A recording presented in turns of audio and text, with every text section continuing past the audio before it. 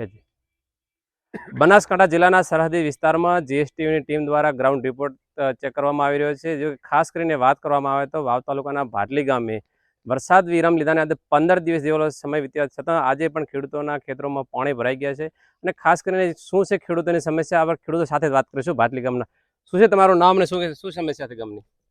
વાવ તાલુકાના ભાટલી ગામનો રહેવાસી બ્રાહ્મણ ભાવેશભાઈ રઘનાથભાઈ છેલ્લા 2015 થી 25 સુધી પાણીની આની આ પ્રશ્ન છે. દર વર્ષે વરસાદ થઈ રહે એટલે વરસાદ થઈ રહે અને અઠવાડિયું થાય એટલે અમારે પાણી ચાલુ થઈ જાય છે. બાળકાથી સીધું ભાટલી આવે છે અને પ્લોટ વિસ્તારથી કરી અને ઠેઠ ભાટોર સુધી પાણી આજુ જાય છે. આ પાણીનો કાયમી નિકાલ લાવે એવી અમારી માંગ છે. અમારા પશુધન આની અંદર હલવાઈ ગયેલ છે. પશુ ઉપર અમારો ધંધો છે અને ખેતી ઉપર ધંધો, બીજો કોઈ અમારી પાસે બિઝનેસ નથી. આને આધારિત અમે લોનો બધો લઈ લીધી છે અને એવામાં અમારું પશુ આજકાલ મરી ગયેલું હતું.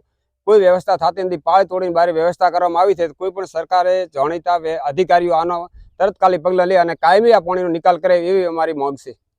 ખેડૂતોની સમસ્યા છે, વર્ષોથી સમસ્યા છે. 2015થી સમસ્યા અને આ ખેડૂત આવી રહ્યો.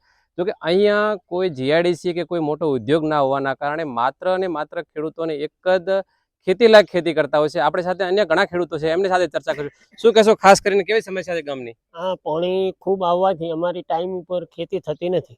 ખેતી ન થાય એટલે ખેડૂતની પરિસ્થિતિ વીકની વીક પડતી જાય છે. 2015 થી કરીને 24 સુધી હજી સુધી ટાઈમ ઉપર ખેતી થતી નથી. પાણી ભરેલું જ પડ્યું રહે છે. આ તમે દેખી રહ્યો નજરે.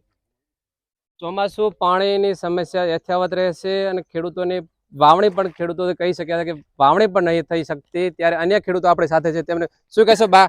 ખાસ કરીને કેવી સમસ્યા છે? ભાટલી ગામના ખેડૂત તરીકે સમસ્યા એટલે અમારી જમીનો બંજર બની ગઈ 2015 થી અને માળકાથી ભાટલી ભાટવાર જે વચ્ચેની છે 2015 થી અમારી પરિસ્થિતિ કેવી છે દેખો. ઘરમાં પાણી ઘૂસી જાય.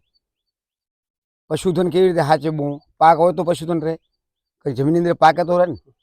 રજૂઆત કરી કોઈ? એટલે અમારે આનો નિકાલ જોઈએ સરકાર પાસે. તમે સરકારમાં રજૂઆત કરી? 2015 થી સમસ્યા ભોગવો છો, તો રજૂઆત કરી તમે? રજૂઆત તો કરીએ છીએ વારંવાર. હાલ તમને કરવાના, હાલ રજૂઆત કરશું અને મીડિયા દ્વારા કરશું. સચિવ સુધી અમારે આંદોલન કરવાનું છે.